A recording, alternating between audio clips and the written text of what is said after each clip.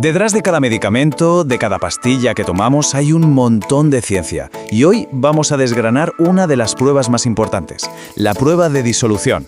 Es, por así decirlo, el viaje invisible, que asegura que esa pastilla va a hacer su trabajo una vez que está dentro de nuestro cuerpo. Bueno, vamos a ello. ¿Alguna vez hemos pensado qué pasa exactamente cuando nos tragamos una pastilla? Parece un gesto súper simple, ¿verdad? Pero el camino que sigue dentro de nuestro organismo es un proceso, increíblemente complejo y muy controlado. Es mucho más que tragar y esperar a que haga efecto.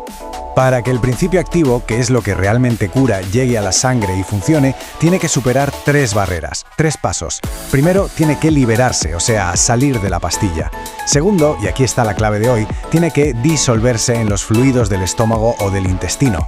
Y tercero, tiene que ser capaz de cruzar la pared intestinal para llegar al torrente sanguíneo. De estos 3, la disolución es ese momento crítico que por suerte podemos imitar y medir en un laboratorio.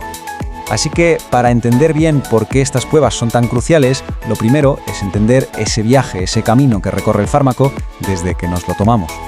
Y aquí está el quid de la cuestión. La prueba de disolución es literalmente un puente. Un puente que conecta la fábrica que produce la pastilla con la persona que se la toma. Por un lado, garantiza que todas las pastillas de todos los lotes se van a comportar de la misma manera. Y por otro, que es lo más importante, nos ayuda a predecir si ese fármaco llegará a la sangre en la cantidad adecuada. En resumen, nos dice si va a funcionar como se espera.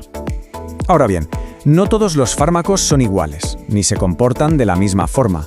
Para poder predecir cómo van a actuar, los científicos usan una especie de mapa, una guía.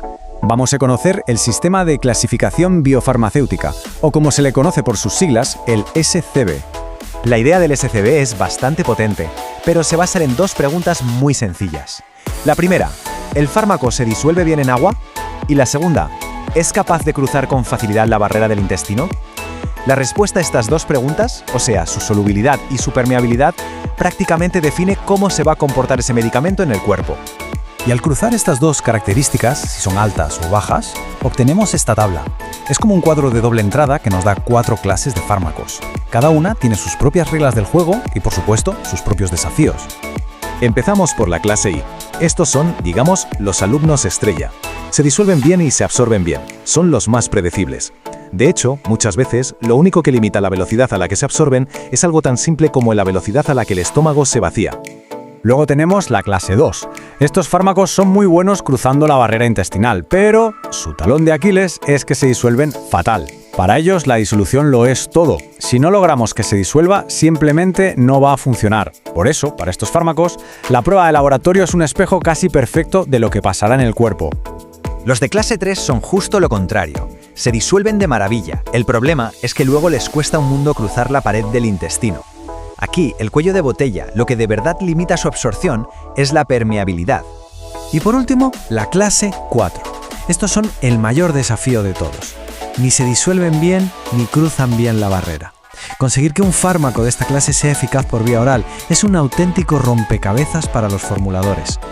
Bueno, vale, suficiente teoría por ahora. ¿Cómo se hace esto en el mundo real?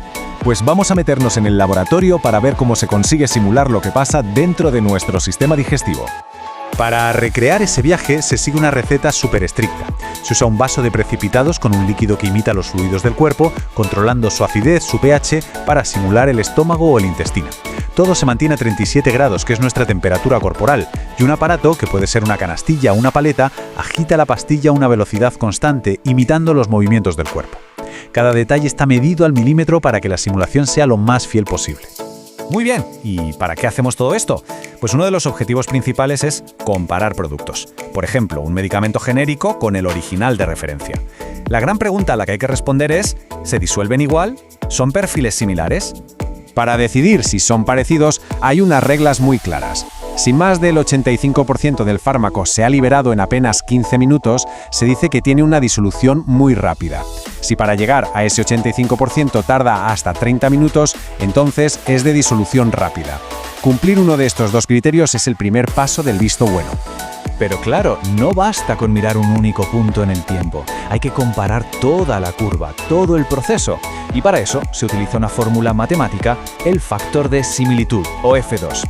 Pensemos en él como una nota, una puntuación que nos dice cómo de idénticas son las dos curvas de principio a fin. Resume toda la comparación en un solo número. Y este es el número mágico. Si el resultado de esa fórmula, el valor de F2, es mayor de 50, bingo, se considera que los perfiles son similares. Si da por debajo de 50, pues no lo son. Es un veredicto matemático, no hay lugar a interpretaciones. Y una vez que se han hecho todas las pruebas y se tienen todos los números, toca documentarlo todo en un informe súper detallado para presentárselo a las autoridades sanitarias, como el Instituto Nacional de Higiene Rafael Rangel. Este informe tiene que ser un libro abierto, totalmente transparente. La primera parte es muy técnica y detalla con pelos y señales cómo se ha hecho el ensayo, qué aparato se usó, a qué pH, en qué momento se tomaron las muestras, hasta cómo se quitaron las burbujas de aire del líquido. El objetivo de todo esto es la reproducibilidad, que cualquier otro laboratorio del mundo pueda repetir el ensayo y obtener exactamente el mismo resultado. La segunda parte es como el carnet de identidad de los productos. Se documenta todo: quién es el producto de prueba y con cuál se está comparando, el de referencia. Se apunta el fabricante, el número de lote, la fecha de caducidad, todo. Y muy importante, se usan 12 pastillas de cada producto para que los resultados sean robustos desde el punto de vista estadístico. Y por fin, la tercera parte, el meollo de la cuestión, los resultados. Aquí se presentan todos los datos en crudo, las medias, las gráficas que nos dejan ver visualmente la comparación y, por supuesto, el cálculo del famoso factor F2.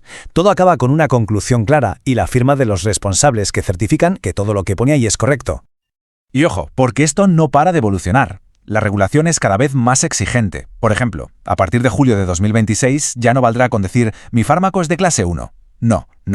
Los laboratorios tendrán que demostrarlo con sus propios datos experimentales de solubilidad y permeabilidad.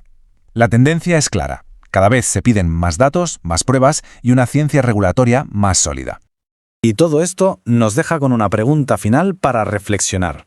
A medida que estas pruebas de laboratorio se vuelven más y más sofisticadas y predicen mejor lo que pasa en el cuerpo, estamos quizá caminando hacia un futuro donde estos ensayos puedan sustituir cada vez más a los estudios de bioequivalencia, que son mucho más complejos y caros porque se hacen en personas. El objetivo final está claro: garantizar que tenemos medicamentos seguros y eficaces, pero de la forma más eficiente y ética posible. Connexeuticals, expertos en asesoría sobre asuntos regulatorios en la industria farmacéutica y cosmética. Te ayudamos a navegar en el complejo panorama regulatorio, siendo tu brújula, para que alcancen la excelencia regulatoria.